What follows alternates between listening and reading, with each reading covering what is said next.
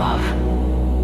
But the fact is that man attains the natural term of years just as seldom as the brute, because the unnatural way in which he lives, and the strain of work and emotion, led to a degeneration of the race.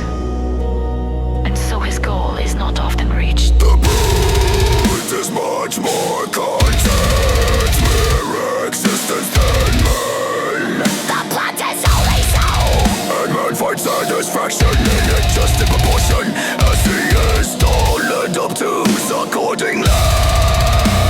The life of the brute carries less of sorrow with it, but also less of joy when compared with the life of man. And while this may be traced on the one side to flowing above, there is one respect in which brute show real wisdom when compared with us. I mean, their quiet, placid enjoyment of the present moment. The tranquility of mind which this seems to give them often puts us to shame for the many times we allow our thoughts and our cares to make us restless and discontented. And in fact, those pleasures of hope and dissipation which I have been mentioning are not to be had for nothing. The delight which a man has in hoping for and looking forward to some special satisfaction is a part of the real pleasure attaching to it enjoyed in advance.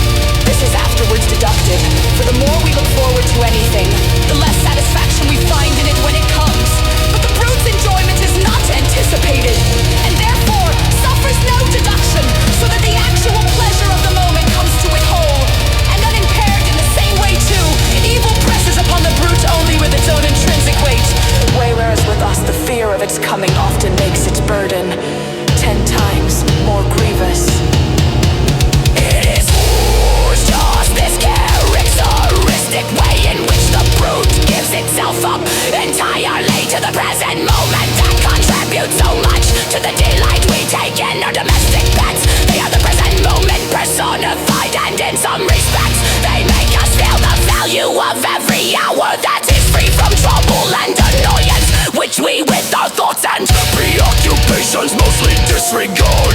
But man, that selfish and heartless creature misuses this quality of the brute to be more content than we are with mere existence, and often works it to such an extent that he allows the brute absolutely nothing more than mere bare life. The bird which was made up into this world over half of the world, he shuts up into the space of a cubic foot, there to die a slow death in longing and crying for freedom.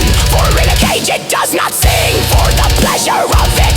And when I see how man misuses the dog, his best friend, how he ties up this intelligent animal with a chain, I feel the deepest sympathy with the brute and burning indignation against its master.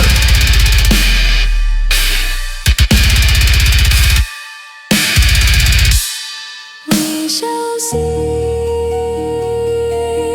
later that by taking a very high standpoint, it is possible to justify the sufferings of mankind. But this justification cannot apply to animals whose sufferings, while in a great measure brought about by men, are often considerable even apart from their agency.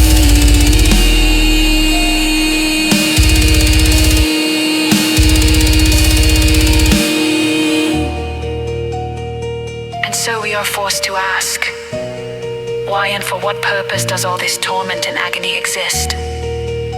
There is nothing here to give the will pause.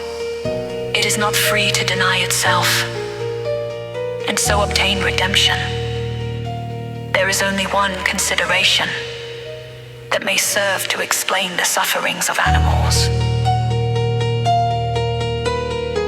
It is this, that the will to live, which underlies the whole world of phenomena,